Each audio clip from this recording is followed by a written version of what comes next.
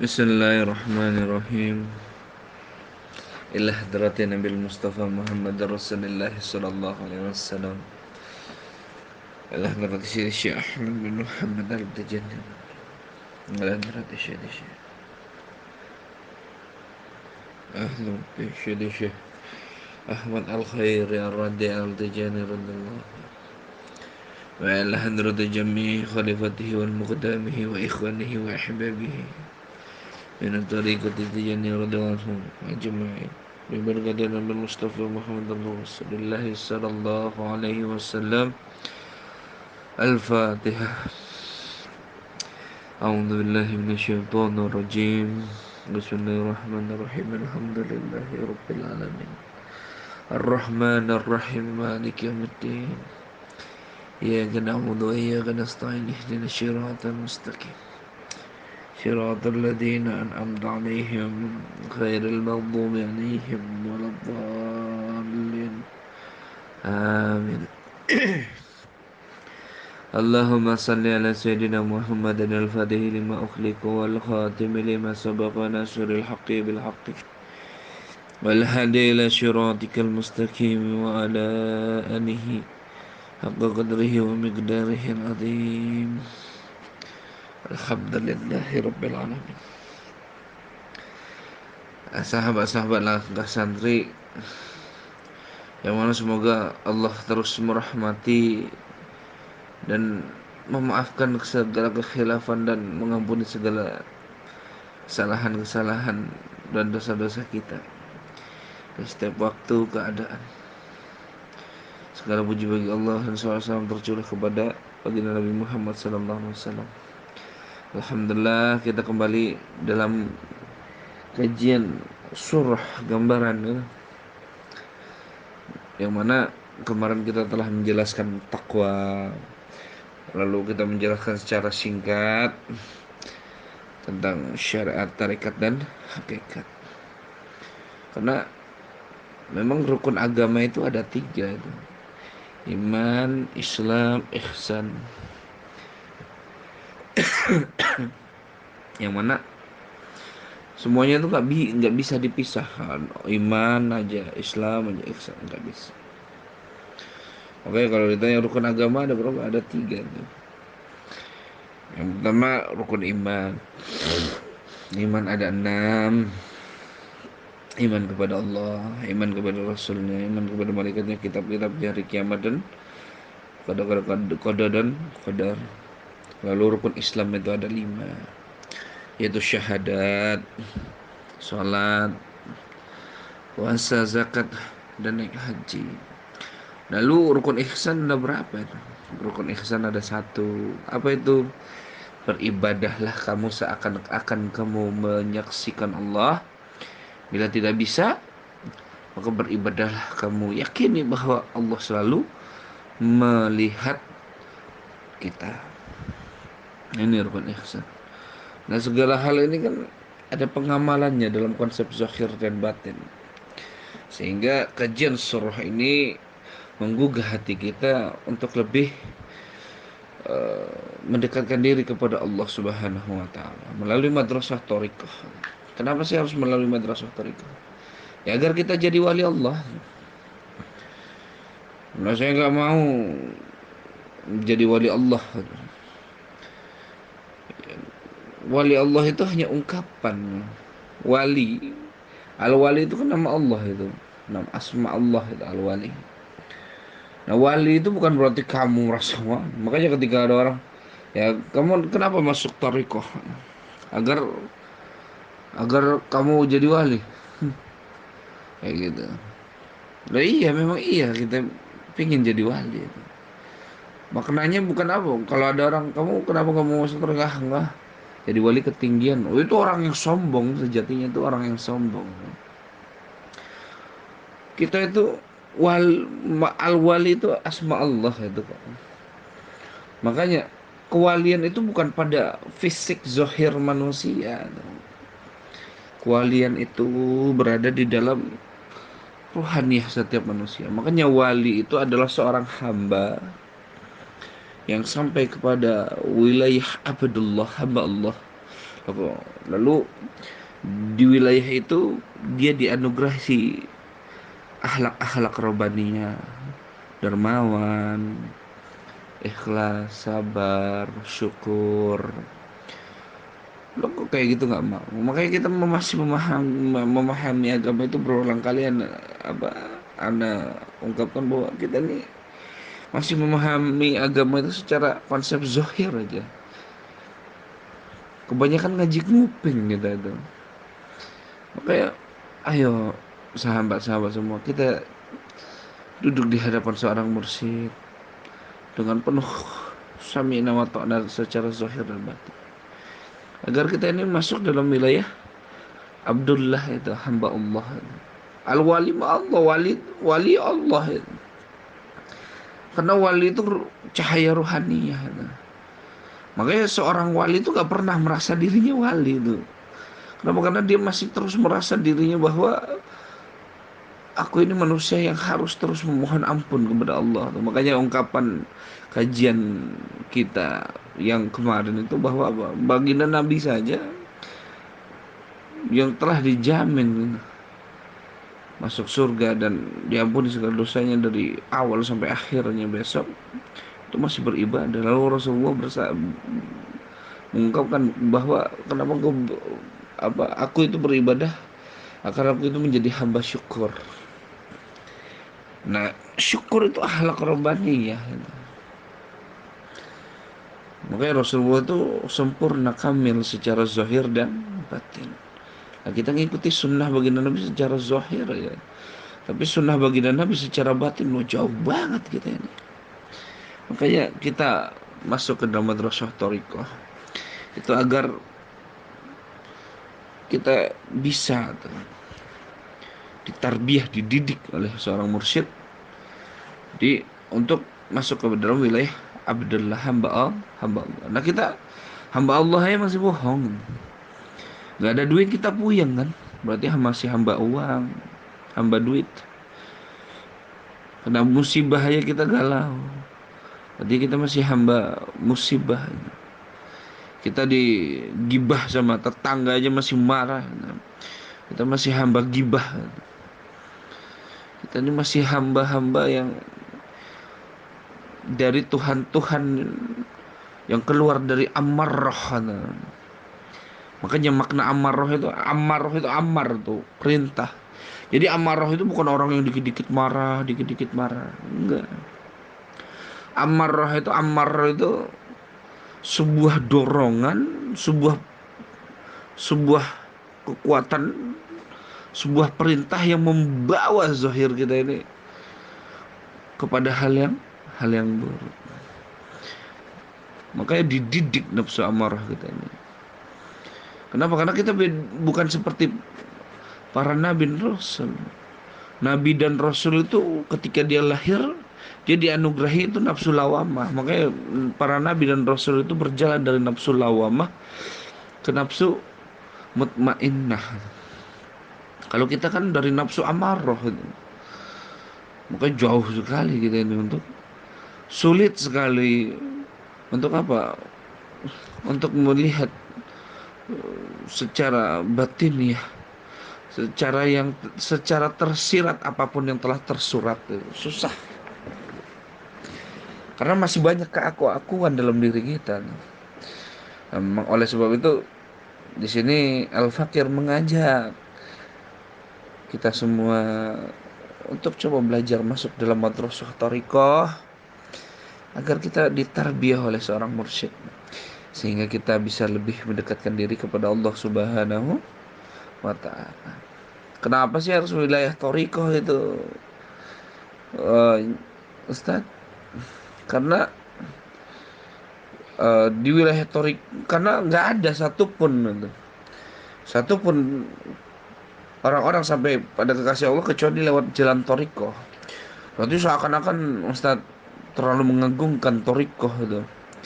Bukan seperti itu maknanya. Kalau seperti itu sempit dari pikiran kita. Maka berarti kamu terlalu fokus dengan konsep zohir thariqah itu. Thariqah hanya ungkapan aja. Hanya ungkapan. agar kita tahu membedakan tuh. Oh, ini ilmu orang yang hanya condong kepada zohira, madrasah ini. Oh, orang yang memang lebih mendidik zohir dan batin, oh namanya madrasah toriko. Ungkapan itu kan hanya agar kita bisa lebih mengenal. Makanya Allah mengenalkan semua nama-nama kepada Nabi Adam agar dia lebih mengenal akan penciptaan segala sesuatu. Nah, kita ini kan masih banyak keaku-akuan di dalam diri. Mau jadi hamba Allah ya masih jauh kita. Nah, sebab itu madrasah tariqah itu mendidik zahir batin kita untuk lebih dekat kepada Allah Subhanahu wa taala. Kalau nggak masuk madrasah tariqah kayak gimana, Ustaz? Bisa nggak? Makanya guru kami Al-Arifur Rahmah Ziyad atau Hikmah Syekhuna Ahmad Al-Khairi Ar-Radi itu mengungkapkan bahwa bisa.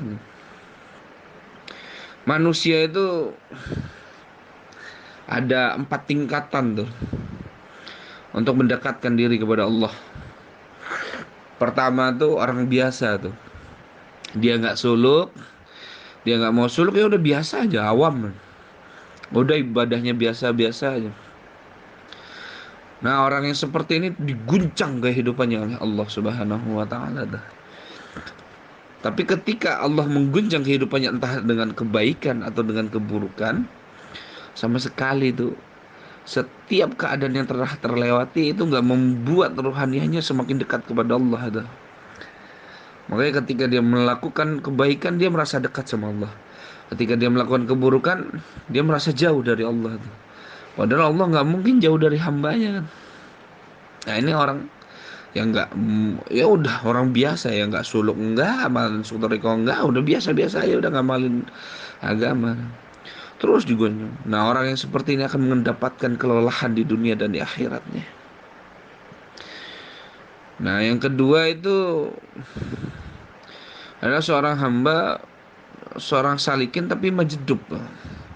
Jadi wali dia, seorang salik sampai kepada makom wali tapi majedub. Kayak gitu.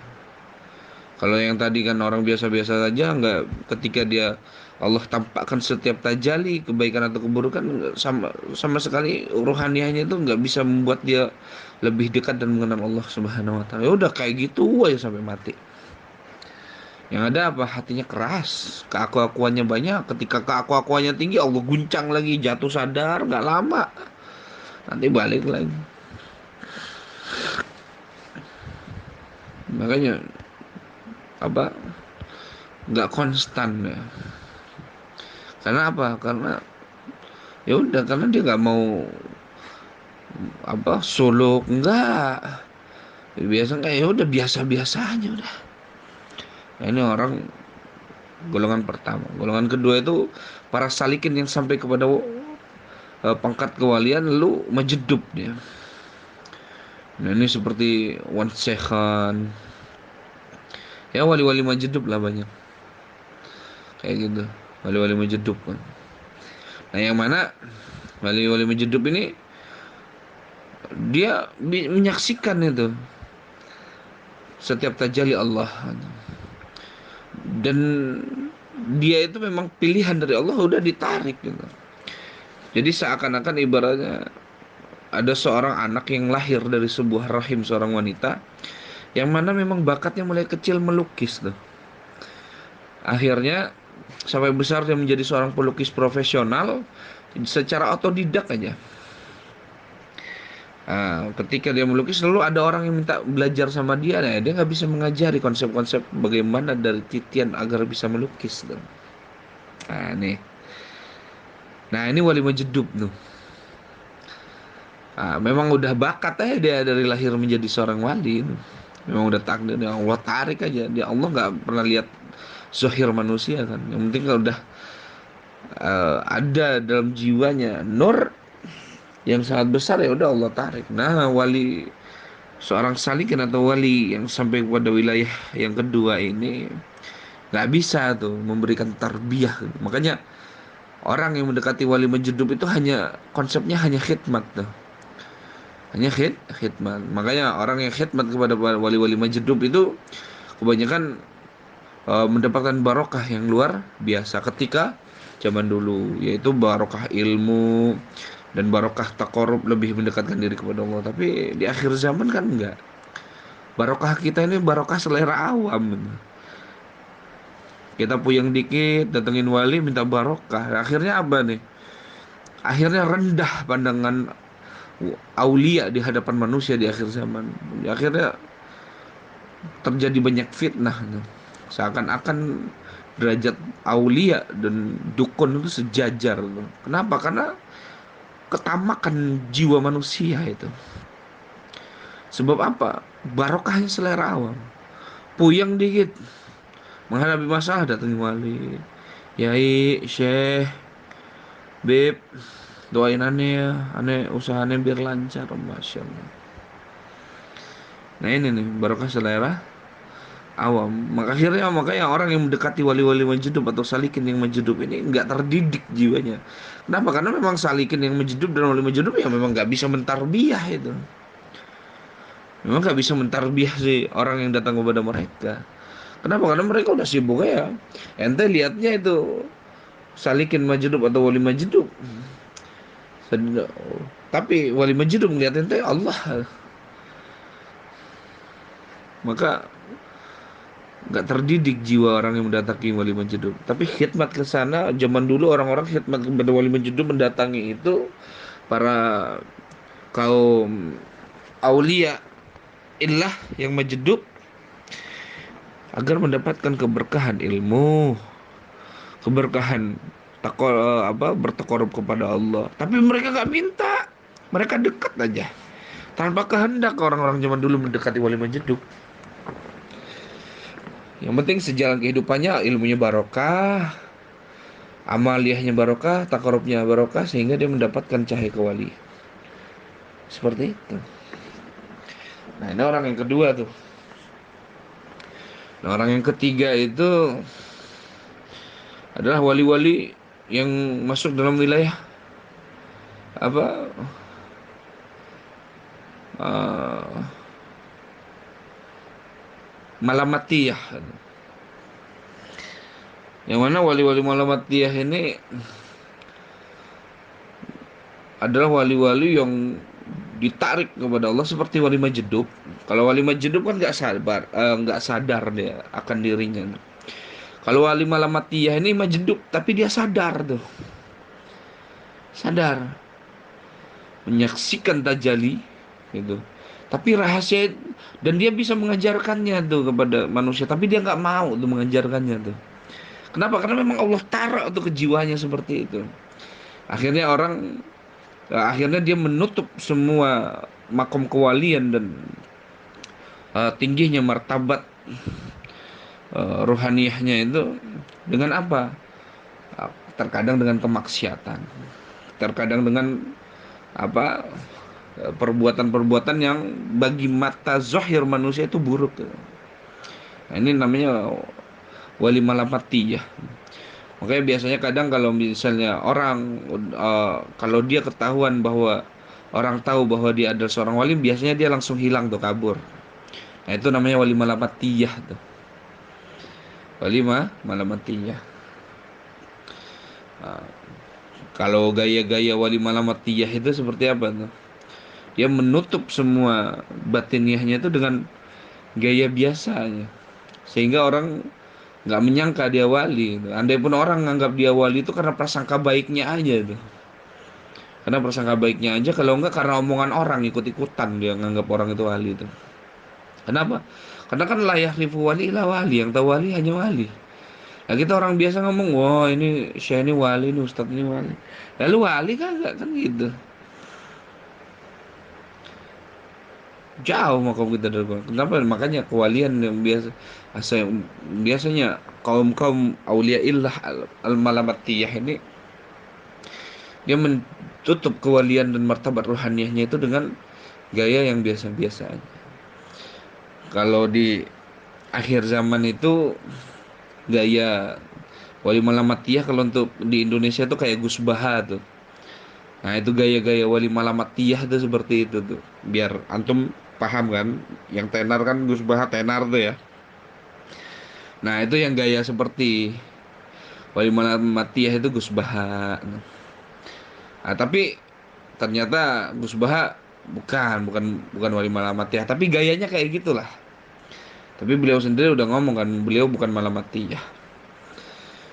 Nah, ya itu yang ketiga. Nah, dia ini yang ketiga ini wali Malamatiyah ini dia menyaksikan tajalli ilahiyah, dia mengetahui segala rahasia makomat dan martabat rohaniyah, dia bisa ngajarin ke orang, tapi dia nggak mau tuh. Dia pingin rahasia ini saya bawa sampai mati tuh. Nah, ini wali Malamatiyah. Nah, itu jadi nggak bisa dia nggak mau tuh. Kalau yang kedua kan wali Majdub nggak bisa ngasih ke orang. Nah, yang ketiga nggak mau tuh ngasih ke orang.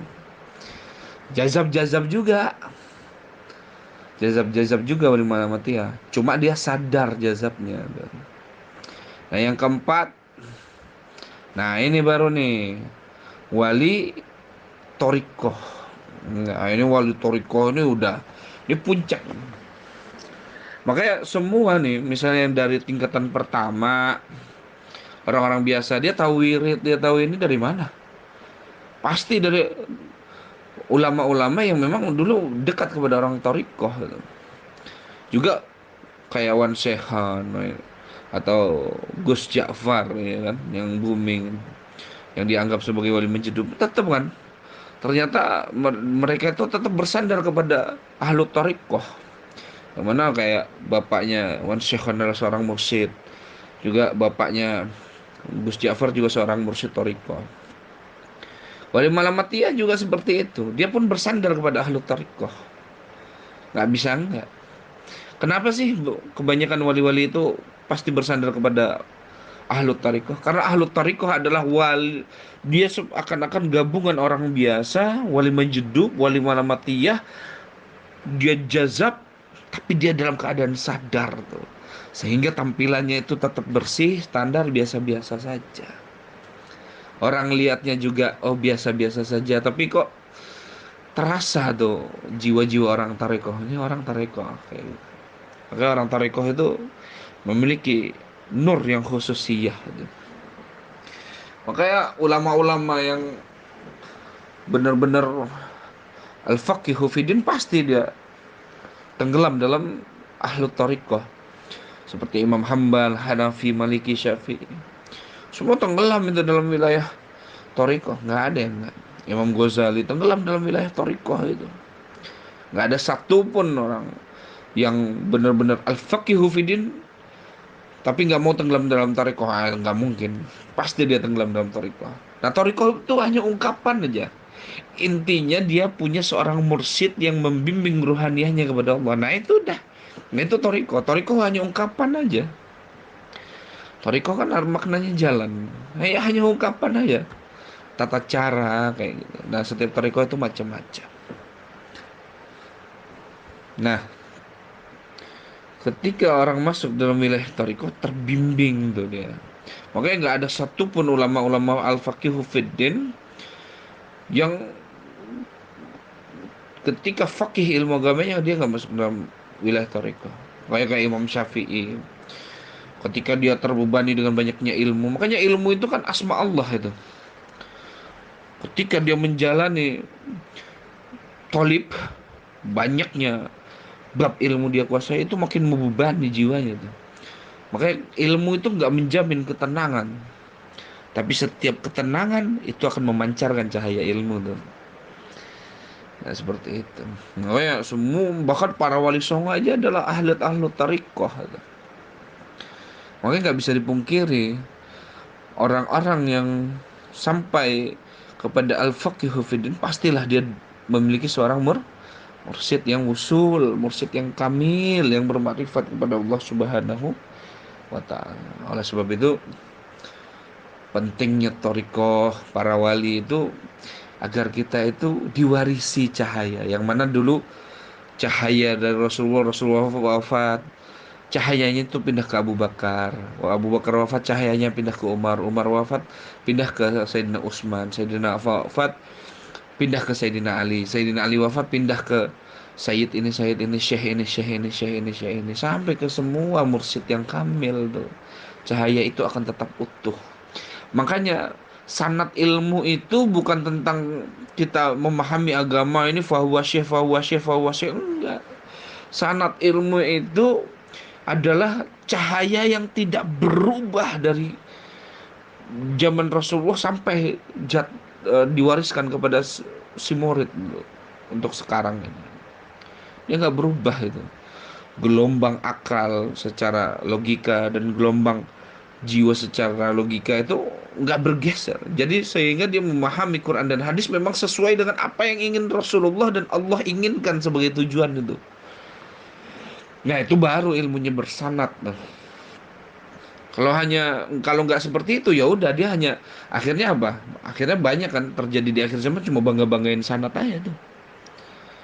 Padahal para ulama dan aulia zaman dulu nggak ada yang mau banggain sanad ataupun nasab. Mereka mengedepankan sanad dan nasab rohaniyah mereka itu. Sehingga benar-benar dia mendidik umat baginda Nabi itu untuk mengenal baginda Nabi dan Allah Subhanahu wa taala. Nah, wilayah itu disebut dengan madrasah Thariqah. Karena setiap mursyid itu bermacam-macam didikannya.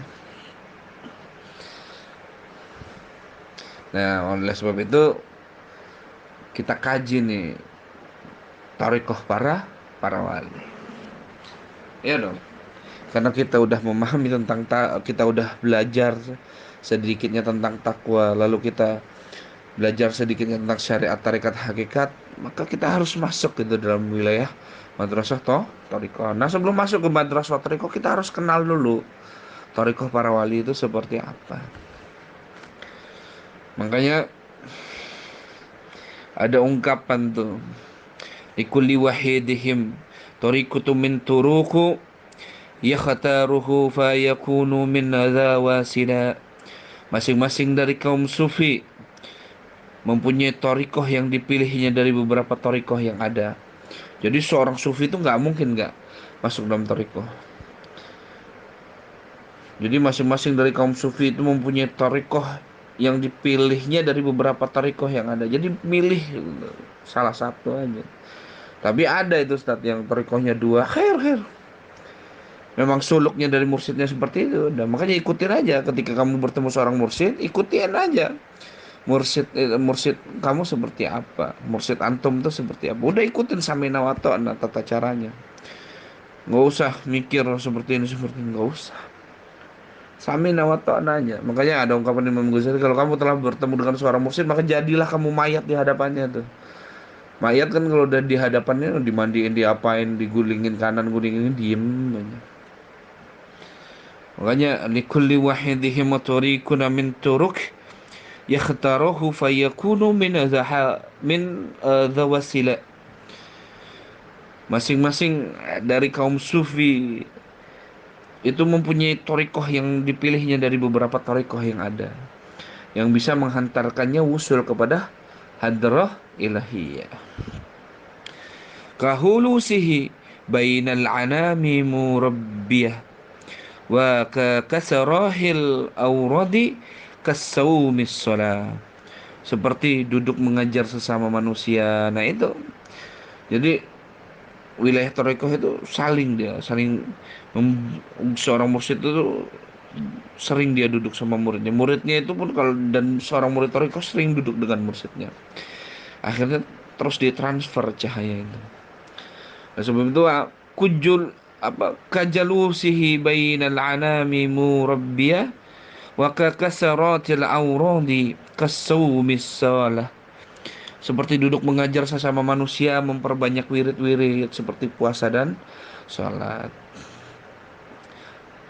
Lalu waka khidmati linnasi wal hamalil hatab litasudduqi nabi muhassali mutamawwala.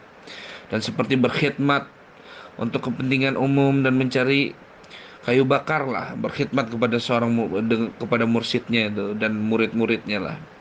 Kemudian Dari uang yang dihasilkan dari penjualan kayu tersebut disedekahkannya kepada apa? Kepada majelis ilmunya, sehingga makna majelis ilmu adalah apa? Buat makan dia ketika dia menuntut ilmu agama. Jadi didikan Torikoh benar-benar nggak seperti yang dipahami umumnya manusia itu. Enggak, tetap dia bersosialisasi, tetap dia nggak menyendiri. Yang penting dia punya mursyid aja. Udah ikutin aja arahan mursyidmu, udah sampai kamu usul. Makanya Torikoh yang menghantarkan seorang hamba itu untuk bisa usul ke hadrah ilahiyah itu sangat banyak itu, sahabat Nangka Santri. Ya antara lainnya itu Torikoh yang mengajarkan kesabaran, Torikoh yang mengajarkan rasa syukur, Torikoh yang mengajarkan khidmat, riyadhah, mujahadah, lah banyak. Yang jelas semua Torikoh itu mengajarkan manusia untuk mendapatkan warisan dari Allah Subhanahu wa taala melalui mursyid-mursyidnya, yaitu apa? Akhlak-akhlak yang luhur, akhlak-akhlak Rabbaniyah. Makanya Imam Al-Ghazali itu di dalam kitab Ihya Ulumuddin itu menjelaskan bahwa man alima wa amila wa 'allama fahuwa alladhina yud'a adhiman fi malakutis samawati fa innahu kasyamsi tudhi'u li ghairiha wa hiya mudi'atun fi nafsiha wa kalamiski alladhi yutayyibu ghairahu wa huwa tayyibun wa mahma ishtaghala bit-ta'limi faqad taqallada amran adhiman yasiman falyakhafad ada abahu. Yang mana barang memiliki ilmu serta mau mengamalkan dan mengajarkannya kepada sesama manusia tuh, maka ia sangat diagungkan oleh penduduk langit. Laksana matahari yang selain menerangi diri sendiri juga menerangi yang lain, dan laksana minyak kasturi selain wangi dan juga mewangikan orang lain. Ketika seseorang menyibukkan diri dengan mengajar, maka sesungguhnya ia telah menyandang urusan yang agung. Oleh karena itu hendaknya ia bisa menjaga adab-adabnya seorang pengajar. Nah ini ungkapan Imam Al-Ghazali tentang bahwa seperti itu tarikoh. Makanya kita mendatangi seorang mursyid itu, maka sejatinya kita dalam wilayah pandangan yang agung dari Allah Subhanahu wa taala. Oleh Allah itu kita dipandang sebagai orang yang benar-benar ingin mendekatkan diri kepadanya. Di pandangan Allah Subhanahu wa taala kita itu orang yang ingin merapikan zahir batin kita. Kenapa? Karena kita mendatangi seorang mursyid yang benar-benar sebagai majulah itu atas keagungan Allah Subhanahu wa taala. Sehingga kita mendapatkan warisan atas setiap tarbiyah dari seorang mursyid itu untuk mendekatkan diri kepada Allah Subhanahu wa taala. Nah, tarikoh itu macam-macam konsepnya seperti yang Imam Ghazali bilang. Ada yang konsepnya seperti membagi tolibil ilmi. Pokoknya ulama-ulama zaman sekarang itu kan meniru konsep-konsep para mursyid zaman dulu. Tapi sayangnya mereka yang meniru konsep-konsep para mursyid ternyata sampai ke makom mursyid saja tidak. Nah, seperti itu. Tapi khair itu. Agar apa? Agar ramai dunia ini. Dengan apa? Dengan tolibil ilmi. Khair itu. Nah, tapi jangan berhenti di situ aja. Nah, sebagian lagi itu wilayah torikoh itu ada yang dengan cara memperbanyak wirid, lalu memperbanyak sholat-sholat sunnah. Lalu sebagian lagi itu ada yang dengan memperbanyak baca Quran. Lalu sebagian lagi ada yang eh, mendalami sering bersedekah. Jadi thariqah itu banyak. Dari riyadah, mujahadah, ya, sabar, syukur, banyak.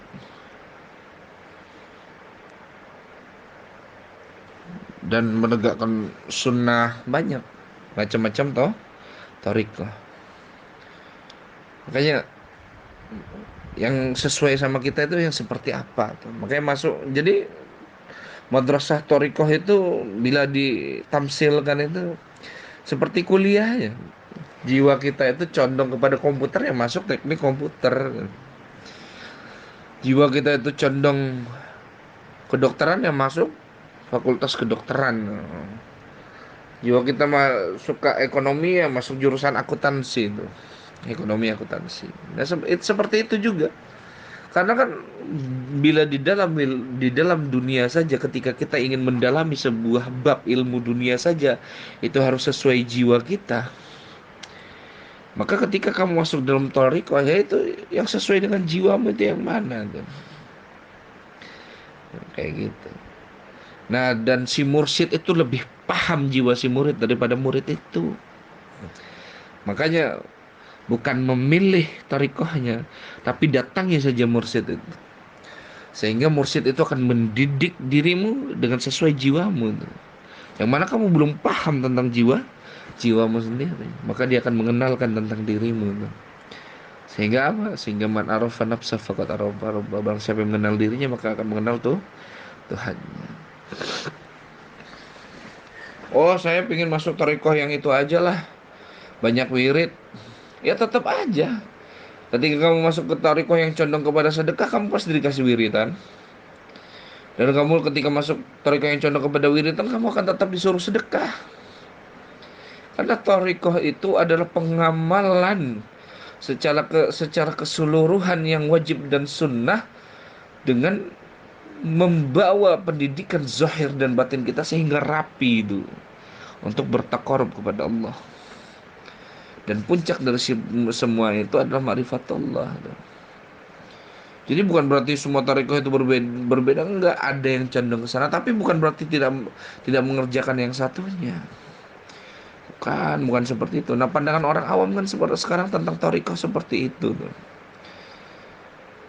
Oleh sebab itu, benar-benar ketika kita benar-benar ingin mendekatkan diri kepada Allah, yang mana Allah telah menganugerahkan karunia-Nya yaitu madrasah tarekat, ya udah, jiwamu sodik kepada Allah. Jangan kamu memasuki sebuah wilayah ketaatan itu karena sesuai hawa nafsumu. Nah, ini penyakit. Nah, ini yang terjadi di akhir zaman. Nggak usah torikoh dari tarikoh, satu torikoh aja duduk di majelis mursyid ini. Wah, ini mursyidnya nggak sesuai lah, pindah. Sesuainya nggak, itu baru satu tarikoh. Kenapa? Karena manusia itu penyakitnya memang seperti itu. Nah, nah, nggak ada yang, banyak sekali kita itu yang nggak sadar bahwa itu penyakitnya. Nah, kita duduk di hadapan mursyid, ya itu untuk mengobati itu. Untuk menata, merapikan zahir batin kita untuk mendekatkan diri kepada Allah Subhanahu wa Ta'ala tuh. Makanya kan suul adab seorang murid yang menimbang tuh. Makanya kita banyak tertipu secara basyariyah si syekh ya, tuh. Ketika kita berhadapan dengan seorang mursyid, udah jangan lihat zahirnya. Tanam dalam hati, aku ingin mengambil cahaya rohaniahnya. Udah selesai. Makanya Imam Ghazali itu di dalam Qiyamiyatus Sa'adah menegaskan bahwa apabila kamu duduk di hadapan seorang mursyid, maka modal pertama dirimu adalah berprasangka baik. Itu modal pertama itu untuk menuju kepada Allah. Berprasangka baik. Makanya apa? Afdalun ibadah husnudzonu fillah. Seutama-utamanya ibadah, kata Allah dalam hadis qudsi, adalah berprasangka baik kepada Allah dan kepada semua makhluk. Nah, itu kan sulit banget itu. Karena husnuzon itu bukan keluar dari akal atau hati, tapi dia itu cahaya rohaniah itu. Makanya di kajian kopi hitam itu bersama Gus Fadil itu, ya Gus, nah itu kita mengupas husnuzon itu seperti apa. Ya, semoga nanti dijelasin sama Gus Fadil lah. Insyaallah, amin. Jadi husnuzon itu keluar dari cahaya rohani, nggak sembarangan. Makanya nggak bisa manusia memahami itu kecuali dia memang benar-benar memasrahkan dirinya kepada si sang syekh, agar di- dituntun zahir batinnya, dirapikan zahir batinnya untuk lebih mendekatkan diri kepada Allah Subhanahu wa taala. Makanya al ulama warasatul anbiya, ulama itu pewaris para nabi. Makanya bahkan di hadis yang lain, ulama-ulama di zamanku itu seperti nabi-nabi di Bani Israel. Makanya luar biasa. Maknanya apa? Ulama yang mendapatkan warisan rohaniah baginda Nabi Muhammad SAW, sehingga kita benar-benar terbimbing oleh beliau. Makanya jalan pertama manusia ketika masuk dalam thariqah itu taubat. Kayak thariqah Tijani itu thariqah yang hamdin wa syukrin, penuh pujian dan rasa syukur kepada Allah. Ya tetap aja bukan sabar apa penuh terus memuji Allah terus syukur, nggak ada wiridannya, Anda tetap wiridannya. Nggak sedekah, tetap disuruh sedekah. Nggak sunnah loh. Bahkan kebanyakan mukodam, banyak dari mukodam itu setiap malam dia itu menegakkan sunnah tuh. Qiyamul lail. Ada yang sampai 50 rakaat, ada yang 100 rakaat. Cuma ketika dia berhadapan sama manusia, ya udah dia biasa-biasa aja. Nah, itu terujinya diri kita ketika berhadapan dengan seorang mursyid tuh. Disitulah kita sadar betapa kotornya hati kita tuh. Makanya pentingnya kita di hadapan seorang mursyid ya.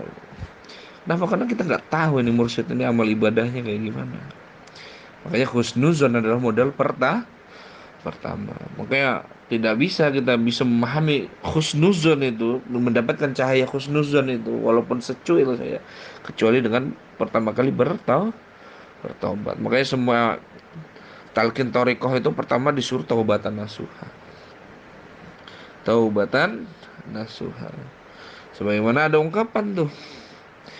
Atau ma tabana bitadamatil mukhliqa wa bighadami tarki dhanbina fima asataqbala. Segeralah bertobat dengan menyesal, menghentikan kemaksiatan dan meninggalkan dosa-dosa dan kekhilafan. Nah, seperti itu tuh. Jadi taubat adalah dasar pertama manusia untuk bisa berhusnuzon. Maknanya apa? Khauf, warok. Makanya khauf, takut, tapi jangan berlebihan. Takut itu bisa membawa kita pada cahaya warok dan cahaya taubat. Sehingga kita benar-benar paham tuh bagaimana rahmat Allah turun di dalam kebaikan dan keburukan. Makanya menyaksikan rahmat itu susah kan. Tapi menyaksikan yang sesuai dengan hawa nafsu kita, gampang banget. Gampang banget. Gampang banget. Nah, kayak taubat itu luar luar biasa. Ya, banyak lah. Di dalam kitab Kifayatul Adqiyah aja syarat untuk bertorikoh itu kan banyak. Salah satunya ada taubat. Makanya wiritan dalam torikoh Tijani yang memang kami istiqomahkan itu adalah pertama istighfar. Itu sampai mati terus beristighfar pagi sore, lalu 100 pagi 100 sore. Lalu sholawat, baca sholawat, yang mana sholawat dalam tarekat Tijani adalah sholawatul Fatih, yang mana insya Allah lah setelah kajian ini khatam ana ijazahkan itu. Nah itu sholawatul Fatih itu 100 pagi 100 sore. Terus mengesahkan Allah la ilaha illallah itu pagi dan sore. Seperti itu. Karena wirid tantorikoh itu ya nggak jauh dari tiga. Istighfar, sholawat, tahlil. Seperti yang udah Anda ungkapkan di kajian-kajian sebelumnya.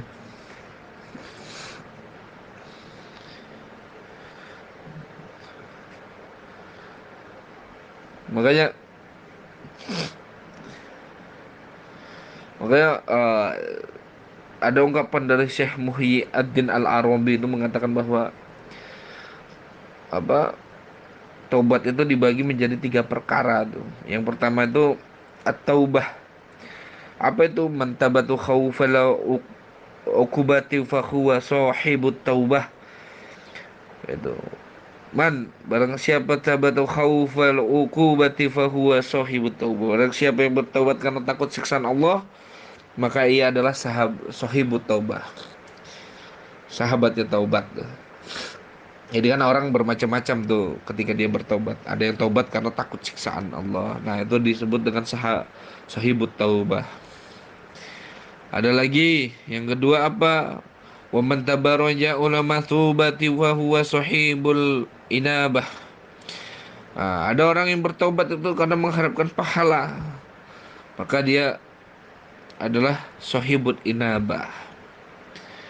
Terus yang ketiga itu wa man ومن تبع حفظا أو كيما بالعبودية لا رغبة في الثواب ولا رحبة من العقاب فهو صاحب الأوبة.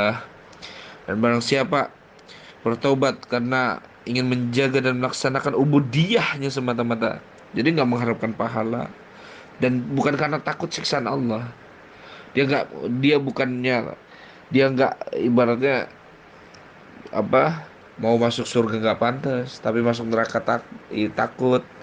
Nah, ibaratnya kalau yang udah berhubungan dengan siksaan dan pahala itu, nah itu sahibut taubah, sahibu inabah.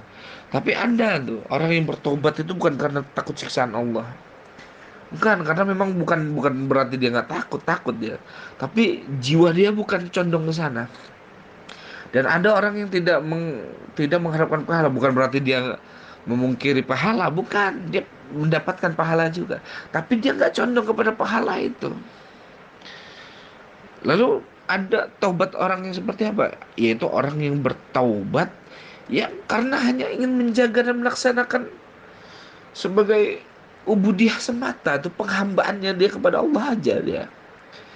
Kayak gitu. Dia nggak sibuk dengan apa siksa dan nikmat Allah, surga dan neraka. Dia nggak berharap pahala dan hinaan Allah, enggak, tapi dia hanya menjalankan itu semua semata-mata sebagai penghamba dia. Makanya nah, inilah Abdullah, hamba Allah. Nah kan tarbiyah seperti ini hanya ada di wilayah madrasah Toriko. Makanya Toriko itu hanya ungkapan ya, hanya di madrasah yang mana kau duduk di hadapan seorang mursyid. Nah, orang yang seperti ini adalah sahibut aubah.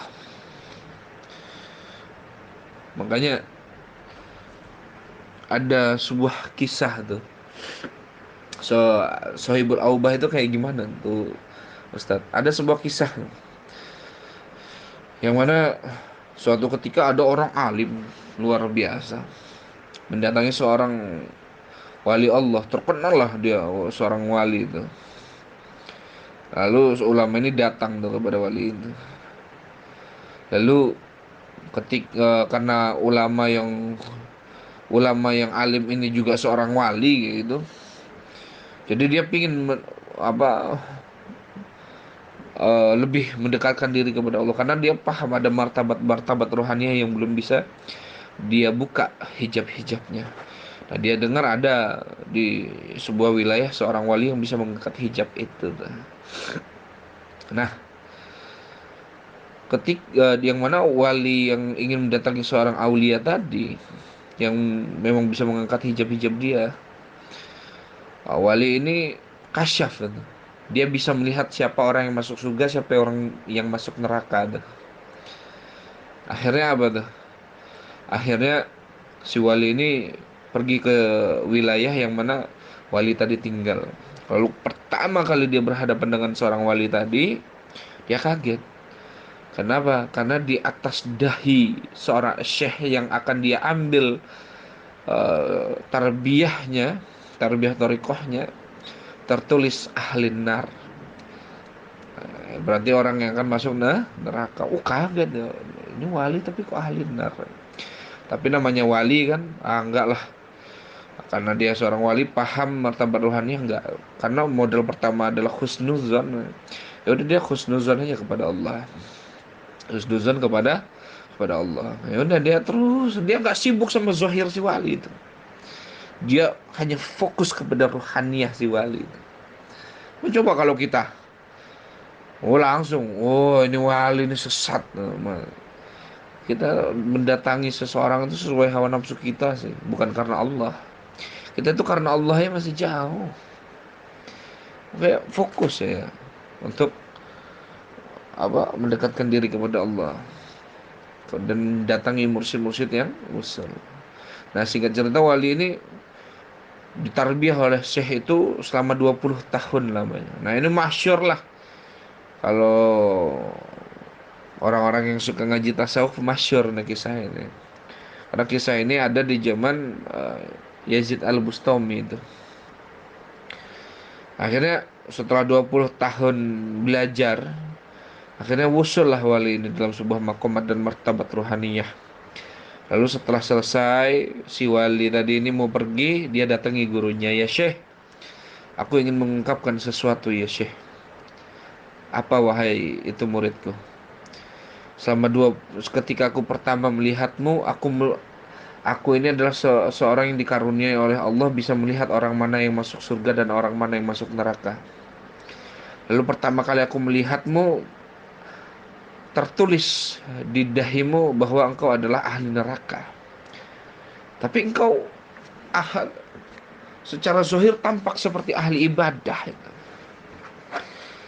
Lalu selama 20 tahun aku belajar kepadamu, tulisan itu terus dan tidak berubah. Dan sekarang aku mau pergi pun tulisan itu masih tertulis di dahimu ahli nar. Lalu gurunya berkata pada muridnya, wahai muridku, kita beribadah mendekatkan diri kepada Allah itu bukan karena takutnya neraka ataupun mengharapkannya surga. Tapi kita yang harapkan hanyalah keriduan Allah kepada kita. Bila Allah takdirkan aku dalam kehidupanku aku dimasukkan ke neraka, maka aku akan masuk ke dalam neraka itu dengan riang gembira. Sebab apa? Sebab keriduan Allah kepadaku. Sebab keriduan Allah itu adalah nikmat melebihi siksa neraka dan nikmat surga. Puncak semua nikmat adalah keriduan. Dan aku akan masuk ke dalam neraka itu dengan riang gembira sebab keriduan Tuhanku kepadaku, wahai muridku. Langsung nangis muridnya. Lalu muridnya pergi. Suatu ketika muridnya udah jadi seorang mursyid lah. Karena dia memang ditakdirkan Allah bisa membagi cahaya itu. Akhirnya dia mengajar tuh. Lalu suatu ketika muridnya datang tuh kepadanya, ya Syekh, aku melihat seorang syekh yang besar. Maknanya seorang syekh yang benar-benar tampak seperti seorang wali yang ini kan kaum al-kabir, orang-orang yang benar-benar memiliki makomat martabat ruhaniyah, seorang wali yang wusul kepada Allah Subhanahu wa taala. Di mana? Di pasar. Gitu. Lalu ketika dia datang ke pasar, yang mana ramai banyak orang mendatanginya untuk meminta barokah tuh. Akhirnya apa? Lalu dia lihat, ternyata itu gurunya. Dan ternyata apa? Tulisan ahli nar telah berubah menjadi ahli jannah. Nah, dan benar-benar si gurunya tidak pernah berubah. Ibadahnya sama seperti dulu, nggak pernah berubah sama sekali, tetap sama. Makanya ruhaniyah para aulia itu luar biasa. Dan ketika itu diwariskan kepada hamba Allah, maka cahaya itu menjadi modal untuk kedekatan kita kepada Allah Subhanahu wa taala. Bukan karena kita mengharapkan surga dan neraka ya, tapi hanya karena Allah. Dari Allah dan kepada Allah. Hanya untuk Allah dan kembali kepada Allah. Teringat juga kisah baginda Nabi Muhammad SAW ketika ditanya oleh saudara-saudaranya itu dari Quraisy. Ya Muhammad, untuk apa engkau mendakwahkan orang-orang ini? Sedangkan engkau tahu mana yang masuk neraka dan mana yang masuk surga tuh. Kayak gitu. Lalu apa kata Rasulullah? Aku nggak peduli. Aku nggak peduli. Aku hanya menjalankan apa yang Allah inginkan. Iya. Mana ubali kata Rasulullah. Aku nggak peduli. Mana ubali. Aku nggak peduli. Mau mereka masuk surga ataupun neraka, aku tetap akan mendakwahkan Islam ini kepada mereka. Rasulullah tahu mana yang kafir, mana yang beriman, mana yang munafik. Tapi Rasulullah tetap mendakwahkannya dengan rahmat yang sama. Karena apa? Karena beliau Sayyidina Rasulullah SAW hanya menjalankan apa yang Allah inginkan. Masya Allah. Nah inilah madrasah-madrasah thariqah, agar kita bisa mendapatkan apa, wilayah keusulan, sehingga mendapatkan ma'rifatan, kedekatan kepada Allah Subhanahu wa taala. Yang mana semuanya itu diawali dengan taubatan nasuha, lalu dengan penuh prasangka baik kepada Allah, sehingga kita menjaga cahaya-cahaya itu. Cahaya awal kita adalah cahaya taubat dan husnuzan. Kita jaga cahaya itu, kita amalkan secara zahir batin sesuai bimbingan para mursyid, sehingga kita benar-benar secara perlahan Allah wariskan nur-nur ilahiyah itu, akhlak-akhlak robbaniyah, cahaya-cahaya, risalah dari cahaya nur Muhammadiyah, sehingga kita mendapatkan wilayah Abdullah, hamba Allah. Nah, bagaimana tuh kita menjaga cahaya-cahaya itu? Insya Allah kita lanjutkan lain hari. Semoga sedikitnya pembahasan dan wawasan ini menjadi kita semangat lah untuk mendekatkan diri kita kepada wilayah Toriko, dan mendekatkan diri kita kepada Allah dan Rasulnya, dan semakin cinta kita kepada wali-wali Allah, wabil khusus kepada Syekh Ahmad bin Muhammad Al-Tijani radhiyallahu anhu. Dan semoga hal ini, apa yang kita lakukan ini, mendapat pandangan dan keriduan Allah Subhanahu wa taala. Wa akhirul kalam, bila ada khilaf kata dan sesuatu yang tidak sempurna, Anal Fakir Ahmad Ar-Rafiq, mohon maaf lahir batin. Allahumma salli ala Sayyidina Muhammadin al-Fatihi lima ukhliqa wal khatimi lima sabaqa nasiril haqqi bil haqqi wal hadi ila syiratikal mustaqimi wa ala alihi haqqa qadrihi wa miqdarihil azim.